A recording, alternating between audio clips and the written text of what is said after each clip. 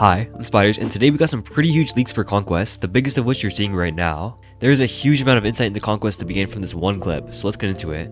The first big thing that I'm sure was immediately noticed when most people saw this clip was the big mini-map in the corner.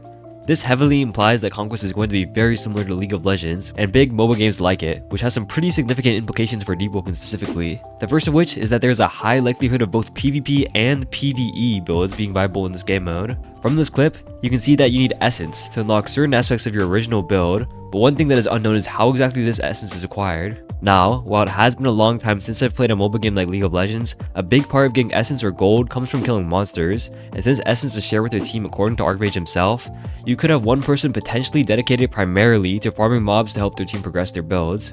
A lot of people had the idea that Conquest would be a pretty much solely PvP based event, so I think this is something quite noteworthy. There's a whole range of implications just from the similarities in this showcase to other games like League, but that's probably the biggest thing unique to Deepwoken, so do keep in mind that this game mode can potentially be advantageous to not just PvP players but also skilled PvE players as well. Besides that, the content of the clip also provides some other insight as well. For one, in competitive Conquest, you start with your original build's weapon and armor, and you have to get the other parts of your build as time goes on. This is a big deal because this means some parts of your build will be much more valuable than others, since you'll be able to use some aspects like, as you can see, your weapon for the full Conquest match, while other parts such as your talents you can only use after you unlock them. Here you can see the details of what we know so far laid out. Now, the biggest aspect of this that I'd like to highlight is you starting with your weapon. Since you get access to your weapon for the entire match, but only get access to your monsters later, this highly incentivizes prioritizing a weapon-based build over your attunement or mantras. With this in mind, I advise you to avoid using builds that rely on weaker, elemental weapons, or low weapon investment builds.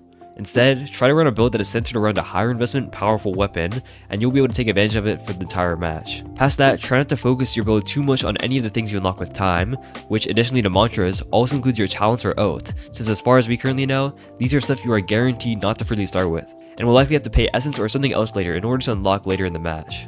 And finally, I'll go over some other info about Conquest from Archmage, creator of Deepwoken, that I just discovered today that may be of value to you. For one, talents aren't randomized but based on your build, so don't go into Conquest with that misconception. Besides that, attributes are leveled as you progress in Conquest, so this changes a variety of things such as talent interactions and likely your weapon's damage.